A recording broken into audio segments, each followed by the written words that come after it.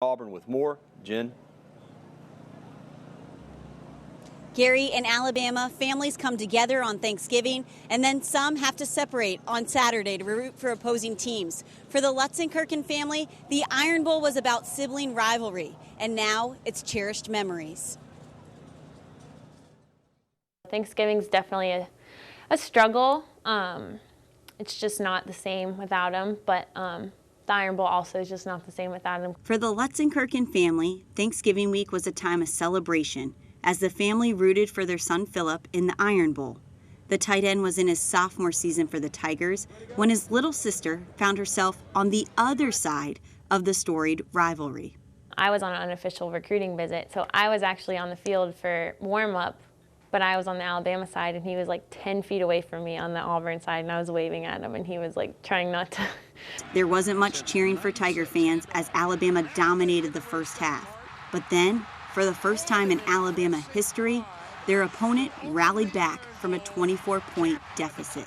So we're sitting in a sea of Alabama people cheering "First down Alabama, roll tide," like the entire first half. And then when Auburn started coming back that game, we were getting louder, the three of us, my mom, my dad, and I. Philip had his only reception that game, a 7-yard score in the fourth quarter. He's got Lutzie43, touchdown Auburn! Touchdown Auburn!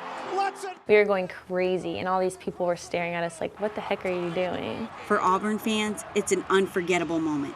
For Alabama fans, it's a moment they wish to forget. It's Abby's favorite Iron Bowl memory.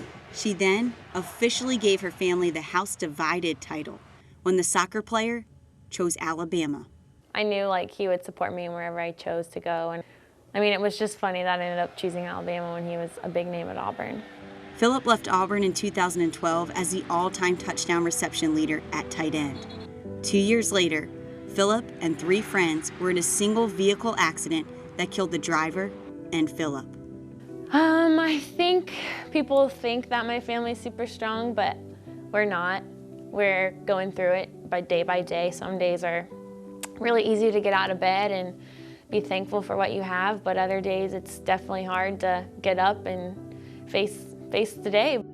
The family has found solace in creating the Lutzie43 Foundation, educating young people on positive character attributes and lessons they learned from Philip. Our motto is to live like Lutz, learn from Lutz, and love like Lutz. So we teach people what Philip did and what he was passionate about and the type of person he was. It just makes my brother seem more real. He's not this big football player up on a pedestal. He was a human being, and he goofy and loving and fun and a family guy. Abby says the foundation has become the foundation for her family moving forward in life. I don't think my family would be doing as well as we are today if it weren't for the foundation, and just getting to pour Philip out to others and really show the type of person he was and really be real about the mistakes he made to keep other people safe. Lutz's legacy truly lives out beyond the field through the candidness of his family.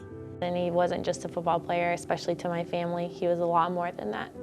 A family divided that's standing strong together.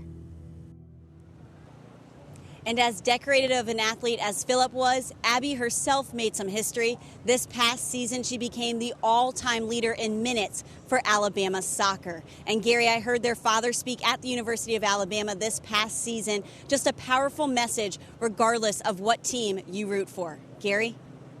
Appreciate it, Jen, and Peter Crank's with me. It does really keep things in perspective. It's a football game, it's a rivalry, but life is much more important and much more precious. Exactly. We saw it there. Great story, absolutely, for that one. But